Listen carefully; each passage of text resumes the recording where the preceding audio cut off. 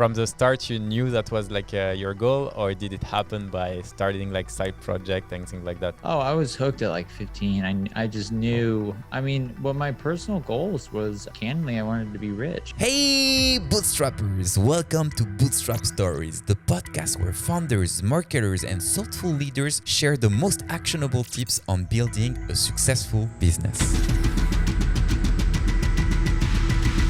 After meeting with hundreds of bootstrappers in the past years, I figured out that we all struggle to grow our businesses. But the truth is that most of us don't know where to ask for help or advice. That's why I decided to start this podcast, to give you all the keys to succeed at every stage of your business. All the tested strategies for solving your struggles and taking your business to a new level.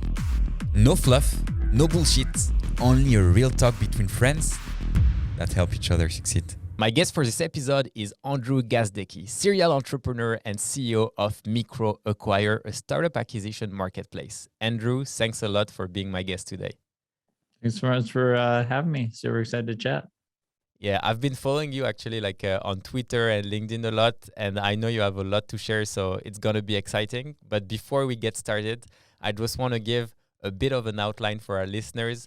The first thing I want to talk about is really like your background of what got you started into entrepreneurship and how you sold 2 out of your business.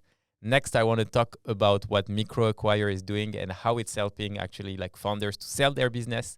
And finally, I want to go into a bit more like practical view on how do you sell a business. Are you up for it? I'm up for it. Let's go.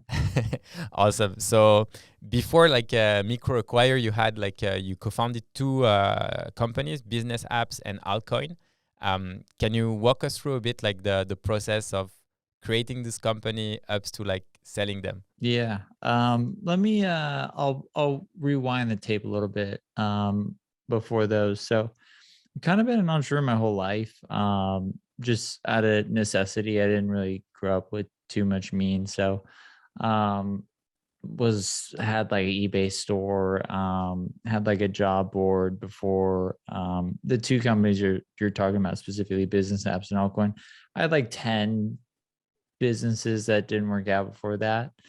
I used to do this thing every summer where I'd try to start a new business just to learn, because I kind of grew up with the goal of I wanted to be a business owner. That was my goal. And so the story with BiznessApps is pretty interesting. I wrote a book on it.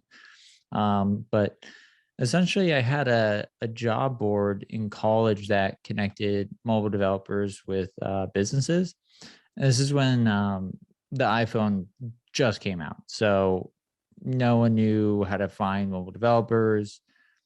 I was at CSU Chico State and everyone had iPhones but me because I couldn't afford one. But I could just see like that this is the future. So I downloaded or I purchased a job board script and then uploaded it to just like a cheap server, and then spent like a whole winter break commenting on literally every single blog that had to do with iPhone apps, saying like, hey, if you have like an iPhone app idea, like go to, it was called like Fun Freelancer, which is a terrible name, but it started to pick up steam, and I think it was generating a couple thousand a month. And the way it worked is businesses would post projects, developers would bid on the projects. I'd get a commission fee if that project was successful. And what I started seeing was commonality with the posting. So a lot of high-end restaurants and hotels specifically were posting the same jobs, and they were paying like 50 to like, I think one sold for like $200,000 or something like that. Wow.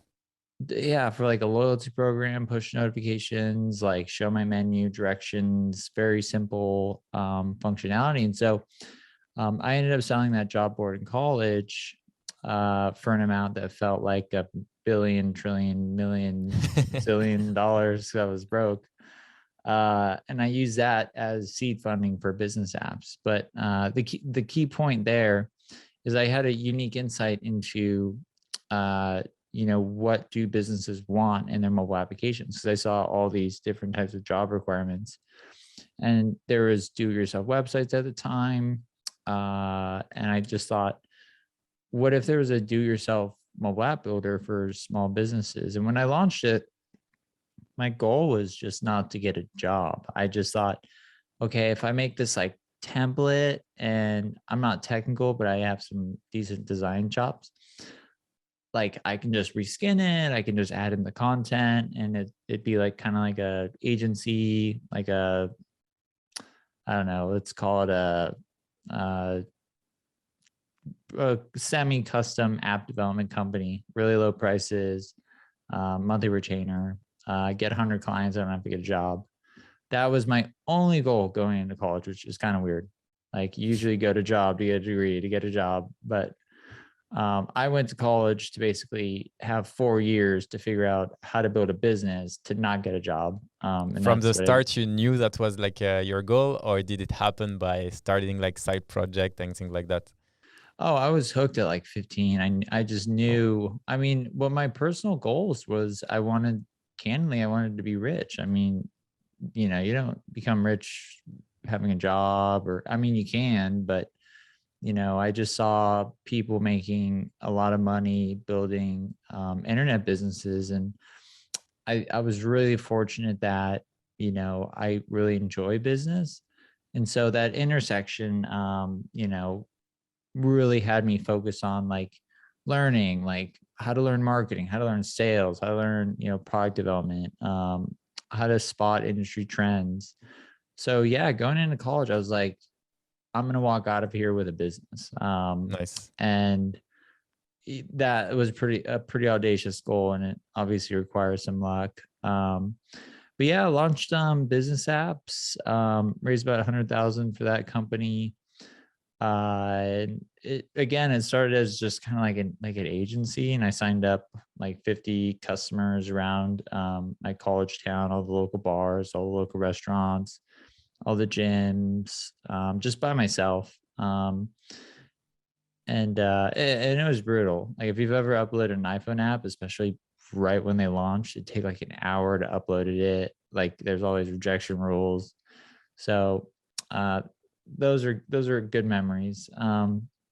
But yeah, BiznessApps, I stayed in that business for about 8 years, and it was kind of a rocket ship. It was we initially started with a model where we planned to cold call small businesses.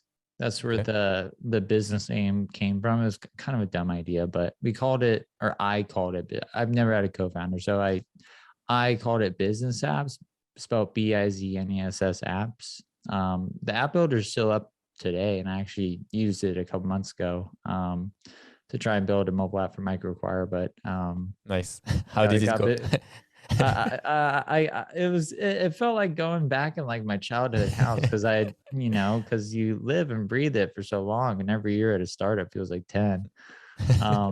But yeah, so that transformed into, we started cold calling restaurants with just terrible results, because apps were so new. So we'd call restaurants, and like we talked to a manager, and we'd have a pitch like, hey, so do you have a mobile app marketing strategy, or a strategy to connect with your customers on their mobile devices? And they're like, apps, like appetizers, like what are you talking about? And the sale worked really well in person. When you're selling to SMBs, it's a relationship-based sale. You need to go in, you need to talk to the owner. That's why you see companies like Chow Now, 5 Stars, Belly, raising huge amounts of capital, because they're basically building, boots on the ground sales forces. But we stumbled onto this other model where, and I'll never forget, I've told this story a million times, I'll never forget it. But and this is key why I always say talk to customers, because they have all the answers, unless you're Steve Jobs or something like that, which you're probably not. There was an individual in Switzerland who had built in Switzerland. So in Switzerland, he had built some really nice apps for like high-end Ramada hotels. And I just reached out to him, assuming he owned the hotels. So I'm like 21 and I'm thinking I'd love to talk to this guy who owns these hotels. Like he's probably wealthy and has some good advice on how to, he's very successful. Maybe I can get some advice from him. And his name was Raul, and his company was called Vendomat. And he explained to me that he was reselling the apps to his customers and he owned a marketing agency.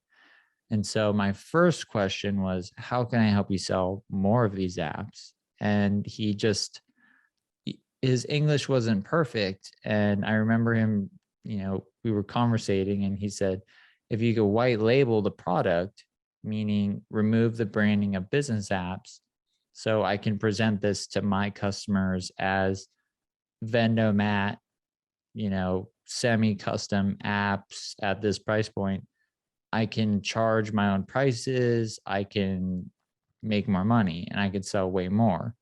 Because when I sell it with the business apps branding, they go to your website and then they see that I'm charging them a service fee because he was doing the design, the support, the customer management, all that sort of stuff. So we made a pivot and went all in on the reseller strategy because it was at a time when every web agency across the world was looking to add additional services to their business, specifically mobile app development, but they didn't want to hire in-house developers, but they also didn't know what sort of functionality small businesses would need or would be effective with their customers, or how the app store worked in general. And so we went from, I believe, 0 to 5.7 million in the first 3 years. Wow. It was, I was just kind of like and I'm like 23, 24. Yeah. We were so profitable at one point. We basically didn't know what to do with the money. So we kept 2 million on hand for a rainy day. And then we ran the business break even up until the point of acquisition. So that was a really, really fun ride. I'm super grateful that I was able to experience that, especially at such a young age. Learned a lot, made a ton of mistakes. The business probably could have been a lot bigger if I had more experience, but you live and you learn. What was like the ARR when you sold the business? It was about 10 million. Okay. 10 million. Once we crossed 10 million, that's when we went out and started looking for buyers. Because once you hit 10 million as a threshold, it kind of opens you up to a different pool of buyers.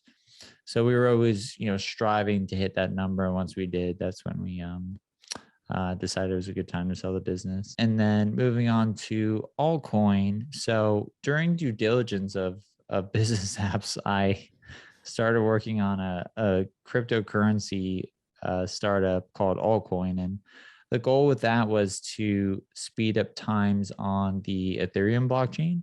And our first application of that was going to be a decentralized like Coinbase.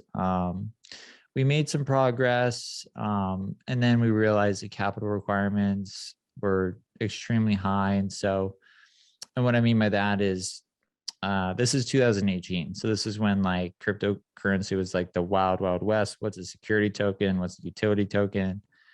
And basically what we were building was deemed as like a unregulated securities exchange, which is very illegal to build. So we never launched it, but we built the technology. And then we also kind of pulled a BiznessApps move where we repositioned the business as a white label decentralized exchange. And the idea there was, the crypto markets were crashing. We didn't have enough money to get to regulatory compliance. So we just wanted to get one big customer to basically take our technology and then commercialize it that had all the regulatory compliance in place. And we found one. And then we sold the whole business to that company. Okay, so it was not as successful as your exit with BiznessApps, correct? No, definitely not. I mean, for years worth of work, I was happy with it. But yeah, I mean, it was one of those businesses where I think we were too early. Even now, building anything in the crypto space is just extremely difficult. Everything's really slow. You know, and then also there was a part of me just thinking, there's no way I can go to sleep every night with a cryptocurrency exchange, because those things, they're just being Yeah, attacked by hackers that's crazy. 24/7. Yeah. Yeah. So I didn't want to, so I kind of talked to my team and just said, you know, and this is where I think, you know, founder market fit is so important. I just wasn't really passionate about it. It was more of an opportunistic play. I saw an opportunity, and so I went after it. And then as we kind of got deep and things got hard, I realized, you know, I can't see myself doing this for the next decade. You know, let's work to sell the business rather than spending, you know, running out of money, or, you know, basically me working on something that I'm not enjoying. So sold the business. I believe it's still active as well. But it was a good outcome, but definitely not at the scale of business apps. And I'm curious because, you know, like for both of your business, you mentioned kind of like the white labeling part. I think for a lot of bootstrap companies, we all have like these customers that are going to come and ask for like white labeling. And there is this huge question about like branding. Because when you had like business apps, obviously like you wanted to create kind of like a strong brand so you get like more customers, etc. So how did you decide, you know, like what was kind of the triggers to push you towards like doing white labeling? Did you just thought like, okay, I'm just going to do a test with that one customer, we keep the business as it is and we white label like for him a piece of the software and we see how it goes, and then we go all in on white label if it works? Or what was kind of like your reasoning and step-by-step process towards it? So to white label your product, you have to build in certain things, and we didn't have any of that. So we have to like duplicate, you know, the app builder. We had to apply his branding, his logo, and we had to figure out how to do all that. So I said, we'll do it if you give us, you know, 10K or something like that. Like if you Okay. pre-subscribe to, you know, 10 apps or 20, 30 apps up front. And he said yes, and he immediately paid. And we're like, okay, we have something here. Nice.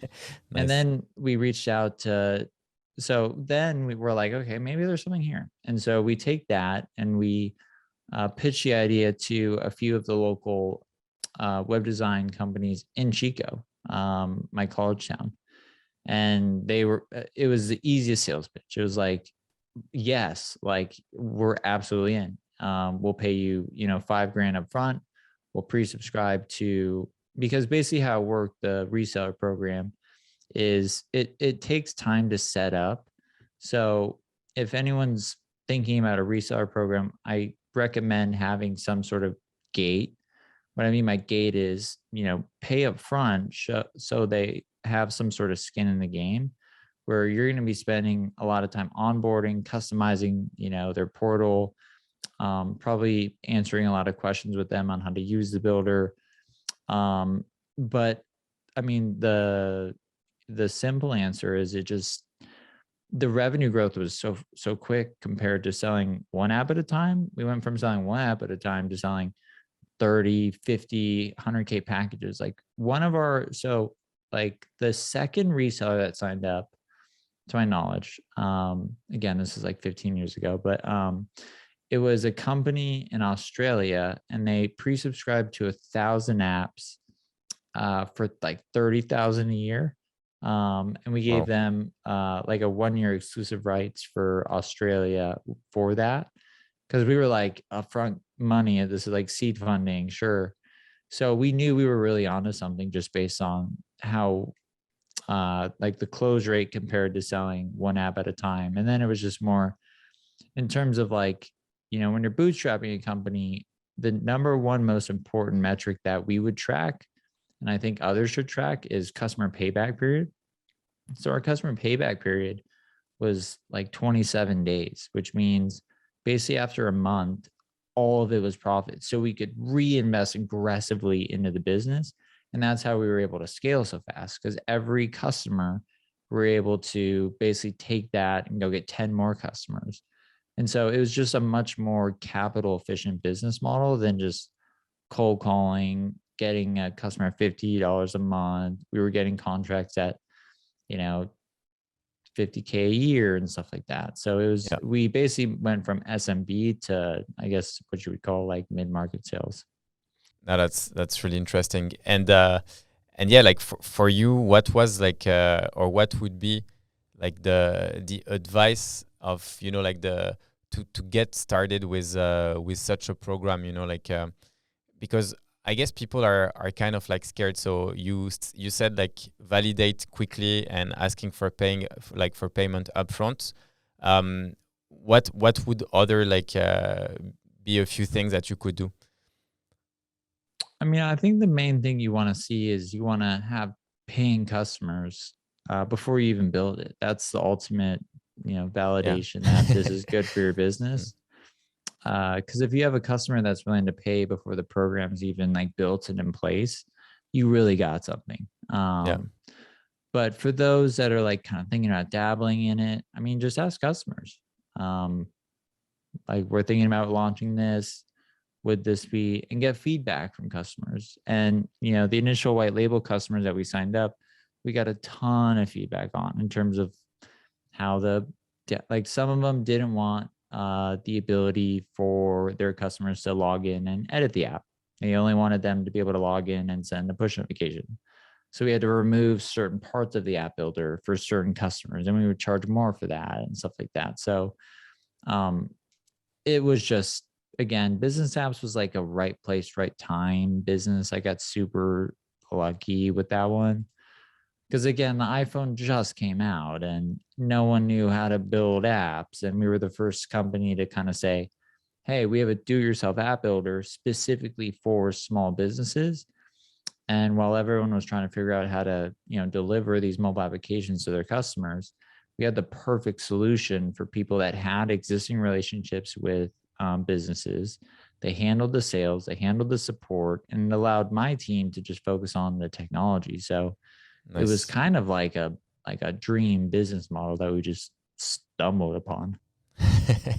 That's nice. And I think it was well executed, otherwise you wouldn't have like succeeded that quickly. And what so I guess like after selling like 2 businesses, that's how you kind of like started thinking about MicroAcquire, or was there any other things that kind of like pushed you towards like starting like the marketplace? Yeah, good question. So after selling Altcoin, I took a little bit of time off. I actually got my first job after Altcoin. I was advising some startups, and I just had way too much free time. Like, when people sell businesses, you think you go and lay on a beach or whatever, but it's not. No, it's like you want to get back to building because it's what you love to do. Like, fun fact, I became like a top 100 Madden player because I just had so much free time. I'm really good at Madden. If anyone wants to play. Nice. I won't say my username because it's kind of embarrassing. We want to know. It's Mantic Mermaid 42. It was auto. Like, hear me out. It was auto generated. Don't lie, Andrew. I've always wanted to be a mermaid. No, it was auto. It was like auto generated. But sometimes, like, when I'm beating people, they'll like send like, they'll think I'm a girl or something like that. It's kind of funny. But Mantic Mermaid 42. If anyone wants to play that, and it was auto generated, I swear. Where was I going with that? I took a role at a company called Spiff. I had used a competing product of theirs, and I was advising the chief product officer, and spent about 10 months there leading their sales and marketing. I joined as chief revenue officer, and I joined at like 0 revenue and helped them grow to let's call it like 2 million. And then Nice. I was working on MicroAcquire like at the same time. So Okay. MicroAcquire started as like a side project. It started as something that, I had it in my head, but I didn't want to wait 6 months for it to like be developed and like just sitting around kind of like waiting and stuff like that. So I basically jumped in this other company, had a ride of my life with them. I joined when they were like 15 employees. Now they're like 400, but I left when they closed the Series A, and they've now closed like a Series B, and they're kind of doing the whole venture funded thing. And for those listening and they're wondering what Spiff does, is it automates sales commission calculations for large sales teams. So if you have a big sales team and you sell some stuff and there's accelerators and you get extra money if you sell this product, someone has to add all that up in an Excel sheet. And Spiff just automates all that. And I had a big sales team in BiznessApps, and we used a company called Gazdecki. And so I knew the problem dead cold, and exactly sucked. It was super expensive, super clunky. It was one of those old school legacy products.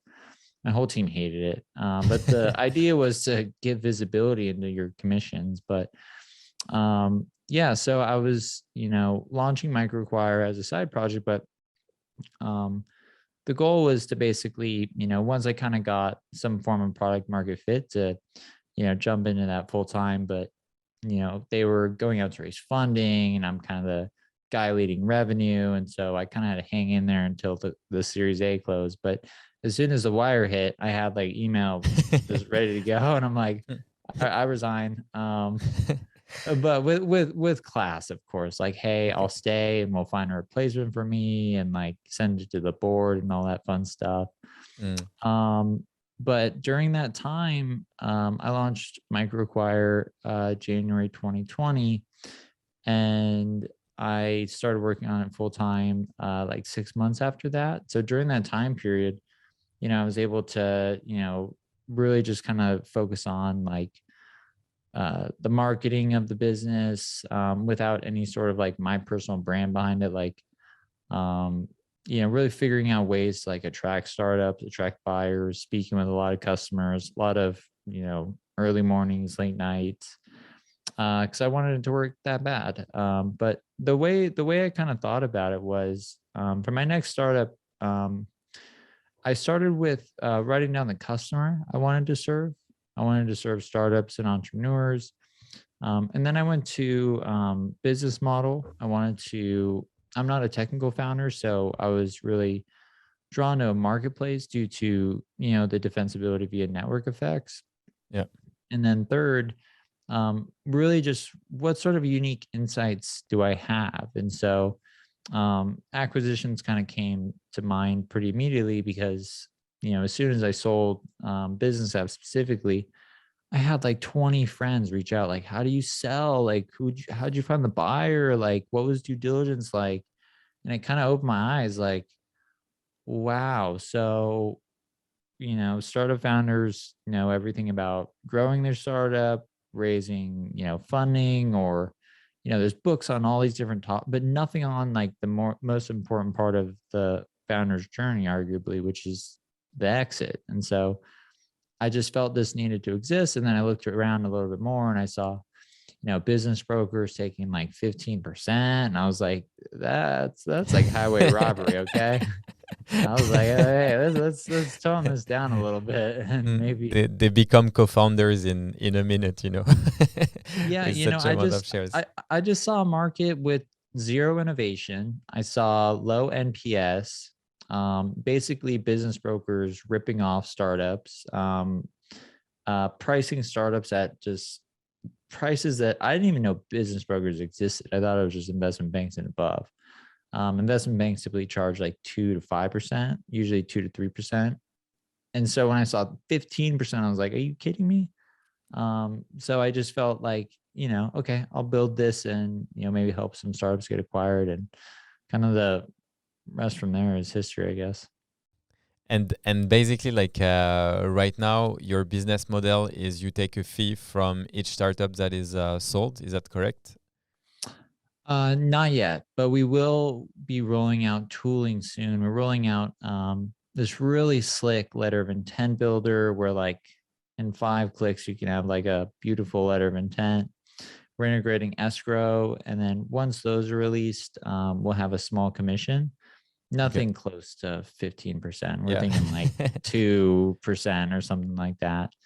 And then we have an M&A advisor directory, where you can actually hire business brokers and M&A advisors and investment bankers and attorneys accountants, people to help with due diligence. And so anytime those people are hired, we also get a referral fee based on the success of the relation. Like an example would be if you sign up for MicroAcquire and your startup is worth like $20 million and you want someone to handle the whole process, you can actually hire an M&A advisor at a much lower rate that's been vetted by our team. And then we would just get a small fee of the advisor's fee. So that's the two pricing axes that we have now. And then also just MicroAcquire Premium, which is just general access to the marketplace. And that one is kind of funny because that was a complaint from a seller. Like he actually like two. And one day, like two founders in one day just said, like, I've gotten like 50 requests from buyers. Like, which ones do I focus on? Like, this is too many. And so MicroAcquire Premium really isn't like our business. Like that's not how we're gonna, really, disrupt and change this market. We put it up as like a wall, like a filter. Okay. Yeah. So to filter out, the non-serious buyers between the serious buyers.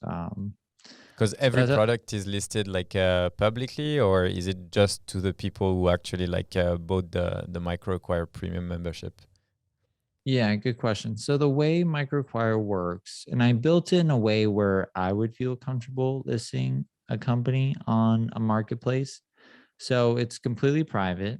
You have full control over who you give access to your private details.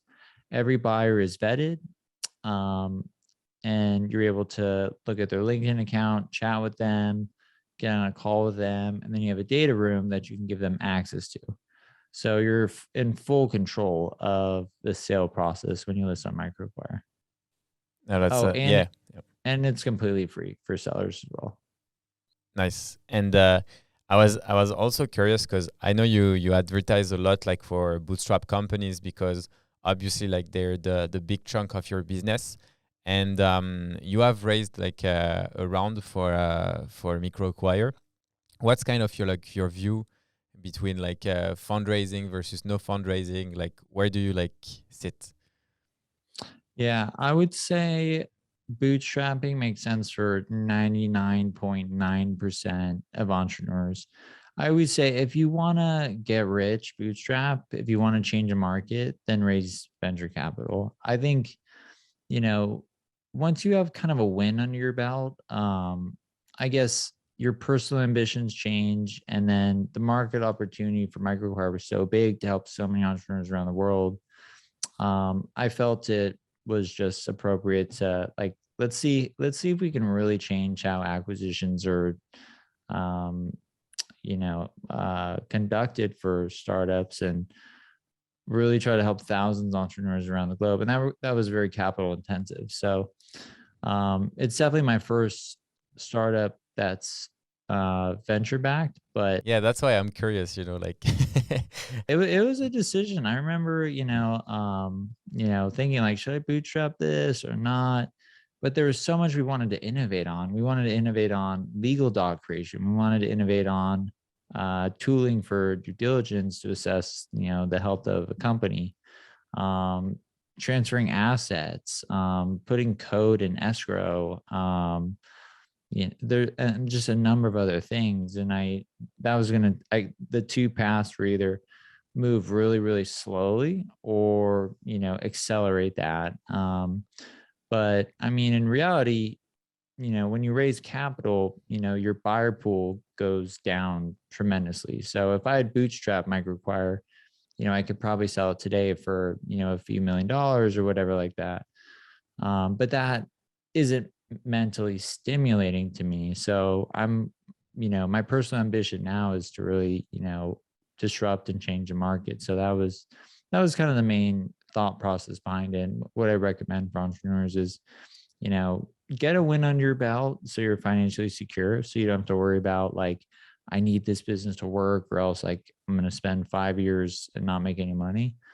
Because I could work on MicroAcquire for a decade, and if it doesn't work out, whatever. Yeah. I helped a bunch of entrepreneurs become millionaires. Like, Cool. You still have your wealth and you're safe. Like, Yeah, I just thought, let's swing big on this one. I'm young. I really love the business. I love startups. I love speaking with, entrepreneurs like yourself. So a lot of things just align. I got the right people involved. But yeah, I mean, I always say like just bootstrap your business, because your chances of a good financial outcome are so much higher. If you're like, think of it this way, if you're bootstrapping your startup and you're profitable, you're at the blackjack table with chips and you cash them in whenever you want. To some degree, like you have to have a good business, you got to find a buyer. MicroAcquire helps with that. But go check our website. when you raise venture capital, and this applies to me, those chips get taken away, and they're like, you need to make this many more chips before you can cash them in. So you kind of put the goalpost out quite a bit. So I'd say it's a very personal decision, but I think long and hard, because there's some decisions in your startup that are reversible and there's some that are not. And raising venture capital and the investors that you bring on is not reversible. I mean, it is, unless you go through like litigation and that sort of stuff, which will probably kill your startup. So it's definitely something through. But yeah, long story short, I think 99% of entrepreneurs are better off bootstrapping. And what has been like your feeling since you raised fund? Like, do you feel like, okay, you got your win with previous businesses that you sold, and now obviously like you've been a solo founder, as you mentioned, like on every other businesses as well, but now that you have someone in the, like, who just got shares and helped you like raise money, like, which means that potentially have like board meetings or people you need like to like give reporting and this type of things, like, does that part feels like heavy on your shoulder, or so far it's been like pretty smooth and you don't see any change? Good questions. Well, number one, we don't have a board set up yet for MicroAcquire. And then even with BiznessApps, I would always send out investor, even though we raised money from just 2 investors who really didn't give a shit. They were like, this, we're going to make money off this, Andrew, we're good. But I always sent them, investor updates like within the first week of the month of closing, just out of respect. And I still do that with MicroAcquire with really detailed reporting. And I have a team that helps, close the books, go over progress. I'd say the harder part, dealing with investors, is easy. Some of them are if they're a pain in the ass, and they just fade away on your cap table. Seriously, like, it's like, okay, later. That's why, like, when you go into venture capital, you want to really understand, like, what are you getting into? What control are you giving up? So I kind of structured the business in a way where I don't have to, deal with 50 different investors asking for 50 different things. It's kind of like, here's your update, and I'll work my ass off to show you a return.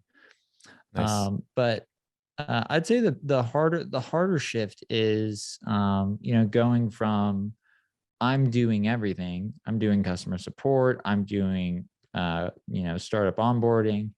I'm speaking with buyers. I'm setting up a newsletter, to more managing like a team. That was kind of like a growing pain, because you have an overlap where you're hiring people, but you still need the business to continue operating. I'd say that was probably the harder part, and still is. It's a different job entirely once you have like a team behind you, because your job is to make every person on your team better. It's not to, be the person that does the sales calls and stuff like that. You gotta become a leader, not an individual contributor. So, but given I had, gone through those motions at BiznessApps, it was an easy transition, but it was definitely a lot of work for sure. And what are the things that you think helped you to kind of like become a better leader, like better at hiring the right people? Because what I find like always tough as a founder is to make sure that you're hiring like the right person, because if they're going to replace you at, for example, doing customer support or marketing or whatever, you want people who can do at least as good of a job as you did, or potentially even better. Like, what has been like for you like a great way to find these people and maybe like train them if they were pretty junior? Like, what's your kind of like process? Yeah. So I always look for motivation, attitude, and skill set in that order, because I can't teach the first two. If you have a bad attitude, and you're not motivated to, succeed, or you're not excited about the business, I can't fix that. But I can teach you customer support. I can teach you sales. I can teach you about the market. So I look for those qualities, because I'm a big believer that culture inside of a company, it takes a team to win. And if you have one bad apple inside of that company, especially at MicroAcquire is still pretty small. We're only about 15 people. So if you have one just negative, pessimistic person, or just someone who isn't motivated to really, because we have big ambitions for MicroAcquire, and so if they're not on that wavelength, or whatever you want to describe it as, it's just going to be a mismatch within the business. So I'm always screening for culture. I'm like, I want to hire people that want to work at MicroAcquire, not people that just want a job. And there's a big difference there. And then that's how you really get, and then I guess the next thing I'd add is, having good onboarding processes, having good training processes, having respect for your employees, not being an asshole, having a good operating system in terms of communication within your business. There's quite a bit that goes into, making employees successful, but I think it comes down to, really two things. Is, your role as CEO can kind of be simplified, in my view, as making sure your employees have everything they need to succeed and they're happy.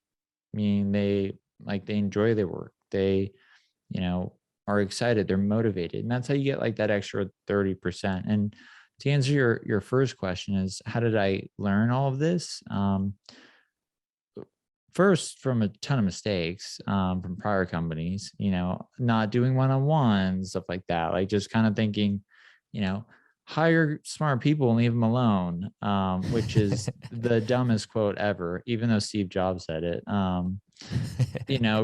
Like good employees want direction. They want feedback. They want negative feedback more than positive. A players want negative feedback way more than positive feedback. They want to know where they stand with you. They want to know how to improve. They want to get better. Again, that goes back to motivation and attitude. Like if they're motivated, they want to know how to throw the ball faster, how to get more accurate, how to move the needle more. Like, what am I doing right? Like how? So it's my job to coach and lead my team. Not saying I'm the best at it in any way, shape, or form, but I learned that through mistakes. I also work with a CEO coach who I've worked with for over a decade. I've been part of peer CEO groups. And then shout out to Christian Friedland, who is one of my investors at BiznessApps. He built a company called build.com. It was basically, they made like Home Depot online, built it to like 3 billion in GMV, and he raised $0. The smartest guy I've ever met in my life. And he doesn't really make a lot of angel investments.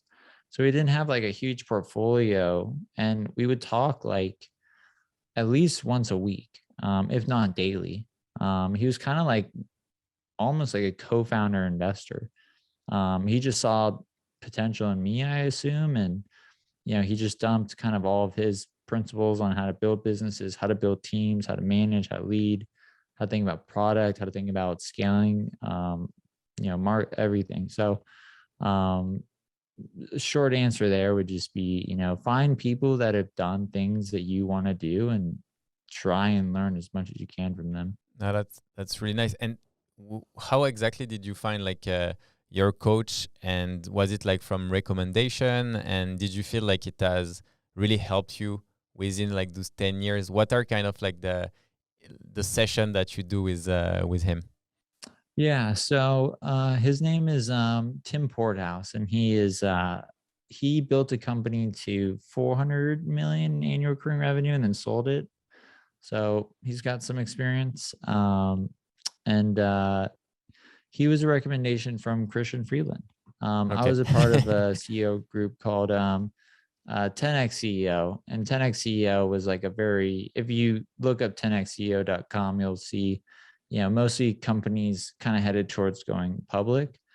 And I was in that group for about a year and a half and just got to see like the highest performing CEOs and just be around them and how they manage their teams. And it's a very rigorous program where you rate your team, top to bottom every quarter. You bring your top 3 priorities. You update, the group on what did you accomplish? What did you not accomplish? What commits did you make that you would accomplish in Q1, in Q4? Like, how are those? So basically a full snapshot. You go through the P&L of the business, basically a full deep dive in your business. And then you'd have these exceptional CEOs giving you feedback. And Tim Porthouse was kind of the, what's the word? The guy that keeps everything under control. Okay. Like I don't know the word for it. Yeah, manager of the group manager, or I don't know. Yeah. Yeah. He was the guy like, hey, time's up, move on. Okay. And so the timekeeper. that was really helpful. But referred through Christian Freeland. And there's a saying that the most important person, I don't know, are you a football fan by chance? Soccer or football? American football. Yeah, I know a bit, but not a huge fan. Okay, I'll give you an analogy for what a CEO coach does for me, at least. So if you're a quarterback, you drop back and you turn your body and you can't see behind you. So there could be this big human the size of a bear about to just wants to knock you out. And the left offensive tackle is usually considered one of the most important players on the team because they're covering the quarterback's blind spot. He's looking to throw the ball, but if he gets knocked in the back, like he can get injured. Like it's a very critical position. And so a CEO coach kind of sees your blind spots. So I've had some sessions where, we meet like every 2 weeks, sometimes monthly, depending on what's going on in the business. But sometimes I'll say like, everything's okay. And then he'll kind of dig in a little bit. And then he finds a blind spot. And I'm like, wow, like that was I did not realize like me doing that had these other effects within the business. And then, he gives me full recommendations on, how to improve and how to get better. And that's just, a natural progression. I think all entrepreneurs should always be doing is always be learning, always be trying to get better. Find people that can spot your blind spots. That's really what a CEO coach is best at is, there is no formal job training to become a CEO. You kind of just jump into the role and figure it out, tweet out some questions, and one person responds. He probably has no idea what he's talking about. So like get someone who like knows what they're talking about and learn from them. Because business isn't like a new thing. Like, there is a path to success. There is a path to, doing XYZ. Someone has done it. Find those people and then just learn from them. Listen. And, if you do that, with enough people, like you just kind of create this like learning organization where not just yourself is learning, but like your whole company is learning. You're constantly talking to customers or other, successful entrepreneurs that might have advice on how to grow your business. But yeah, that's generally what a CEO coach kind of does. Nice. And moving on, like to, like this path of learning when, someone has done something, they've succeeded and you want to learn from them. I think like our people, like the people who are listening right now, they've seen you like sell like 2 businesses, like growing a new one, and especially in the acquisition space, which I think is something where, like every bootstrap entrepreneurs, when they get started, like I remember when I sold my first company, I was like really excited about all these exit and things like that. So if we want to give like tons of value, what would be, according to you, like the best process towards like an acquisition? Like, how do you prepare for it? How do you meet with buyers, with MicroAcquire and all these things? Like, how would you, like, can you walk us through like the ideal process for a founder to kind of like maximize their exit? Yeah, definitely. So the first thing is just being prepared and having a good business. A lot of founders think, I'm going to get to 100K in revenue or 100K in monthly recurring revenue, and I'm going to be a millionaire. But not like, businesses aren't just like sold like on the shelf of Walmart, like, oh 100K business, I'll take that. Like, it takes time to build relationships with buyers. Like, you want to come prepared with like a P&L and with, questions, buyers that are going to ask. And we walk sellers through all of those questions. So we help create like a private overview of your company, which would be called a SIM. We ask for all pertinent financial information. We allow you to connect financial metrics and search traffic through Google Analytics, or financial metrics through Stripe or Chart Mobile or ProfitWell or Metrics, etc. So I would say, be prepared. Reach out to our support team with just questions. We have a course that we've created on how to get acquired. We have a ton of content. If you go to microacquire.com and click resources at the top, we have endless articles on what is an LOI, what is due diligence, what are common deal structures, what are things to look out for, what are yellow flags with buyers. And all the content is, really positioned to help founders, not buyers. We're not like writing articles like, here's how to negotiate a seller's price down or something like that. We're like, here's how to even the table with a buyer that may be, really experienced, so you can maximize your exit. But I would say just educating yourself as much as possible, coming prepared with materials, like preparing in advance, and then just having a great business. Like, stay focused on growing the business.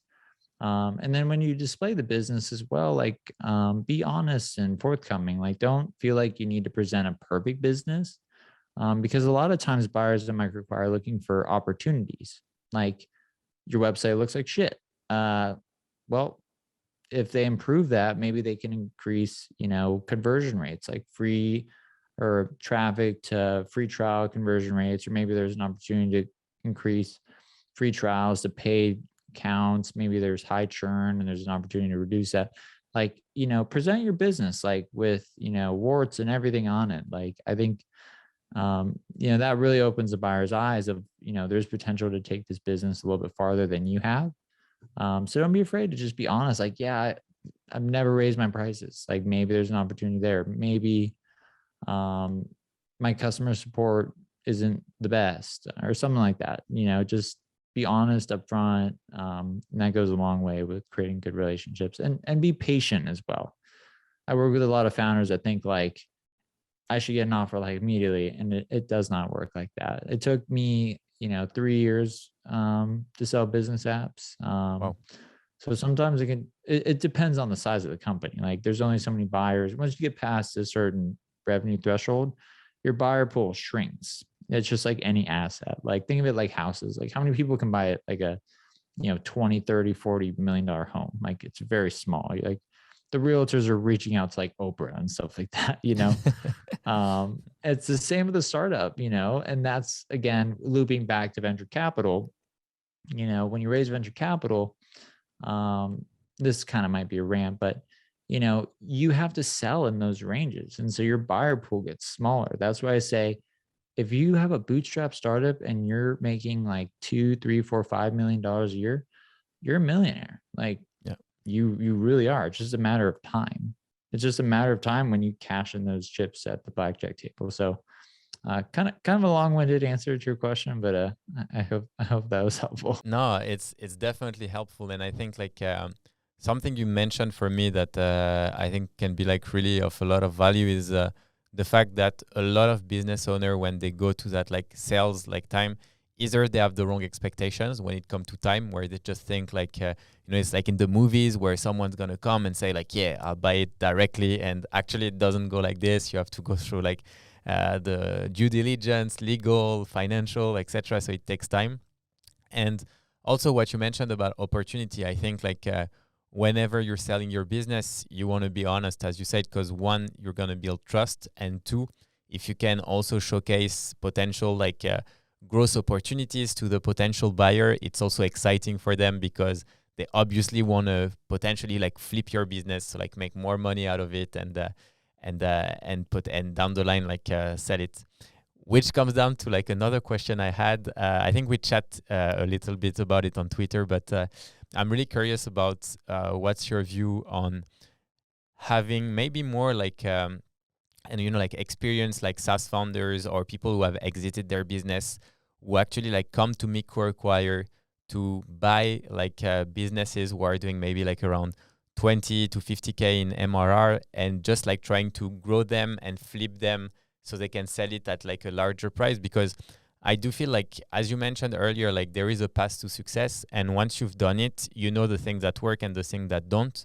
And do you feel like this is something that you are seeing a bit more as a trend, like having entrepreneurs come like buy businesses, grow them and then sell them? Or do you feel like this could be like a potential opportunity or something that you're going to see more and more with MicroAcquire? Yeah, I would say we see it on all sizes, not just 25, 50K, but we see it on like 500K and even in, the millions.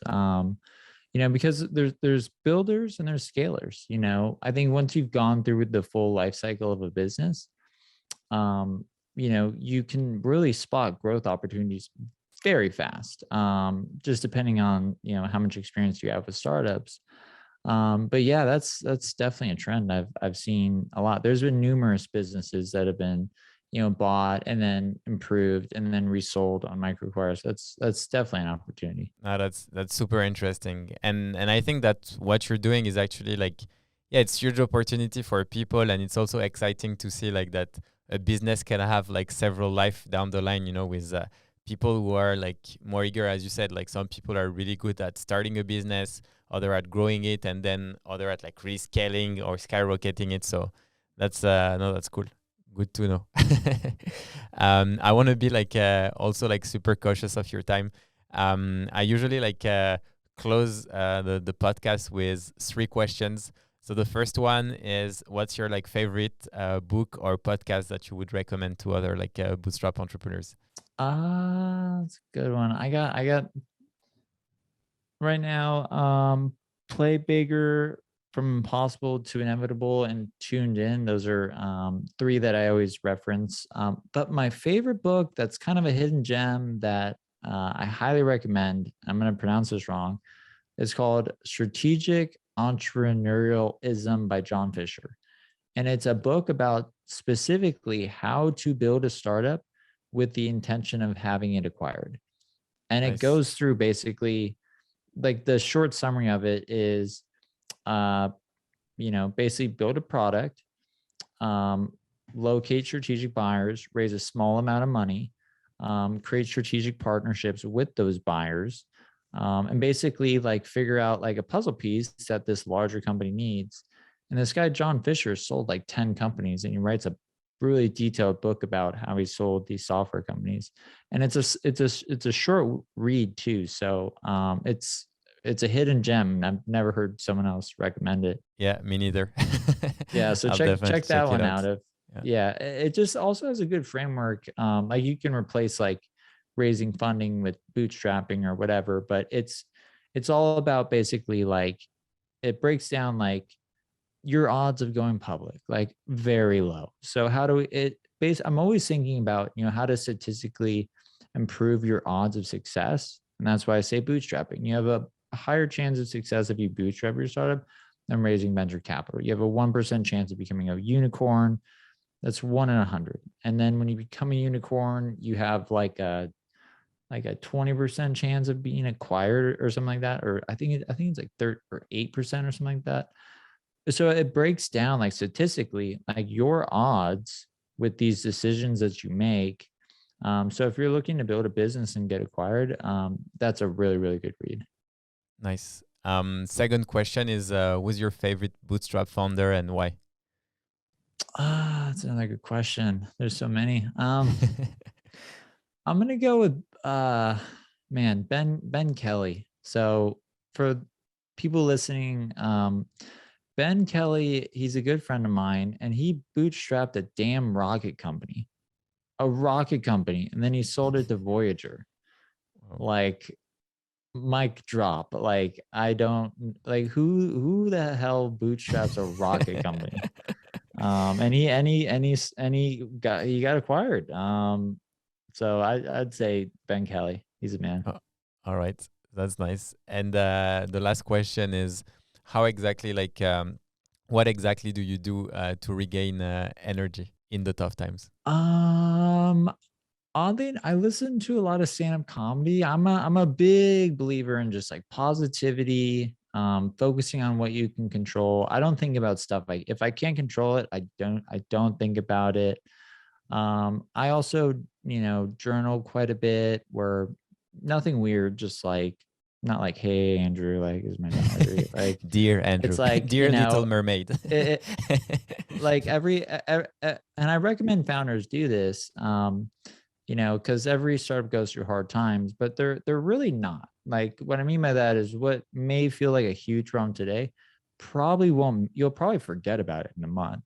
And I can prove it to you. If you keep a journal and you just write things that you're excited about, things that you're worried about, and then have a section for like what you're grateful for. And so you just basically spend 5 minutes writing that, maybe, every other week or once a month. And then just next time you have like a huge problem in your business, flip back and you'll see like, oh, that problem, yeah, we fixed that. Oh, that problem, yeah, we fixed that. And it starts to give you this mental sort of like perspective of, these big challenges are really just part of growing a startup, and it all kind of works out. So that's the things like that come to mind. Really cool. Well, we're almost out of time. So where could people like follow you, reach out to you, and follow your updates? Yeah. Twitter, LinkedIn, or just shoot me an email, andrew@microacquire.com. I'd be happy to chat. That's awesome. Thanks a lot, Andrew, for everything. It was really valuable, and I'm sure our audience is going to love it. Yeah. Thanks so much for having me on. I really enjoyed it. Have a great day. Take care. You too. Cheers. Thank you for listening to the Bootstrap Stories, the only podcast where bootstrap entrepreneurs share their journey in all transparency. If you enjoyed this episode, don't hesitate to leave us a review. And in case you want to see the interview, all episodes are live on the Guillaume Moubesh YouTube channel. Check out the link in the description and hit subscribe if you haven't already. Have an amazing day, and make sure to also join us in our amazing Bootstrap community, where we all helped each other to become successful and grow a profitable business. Take care and talk to you soon.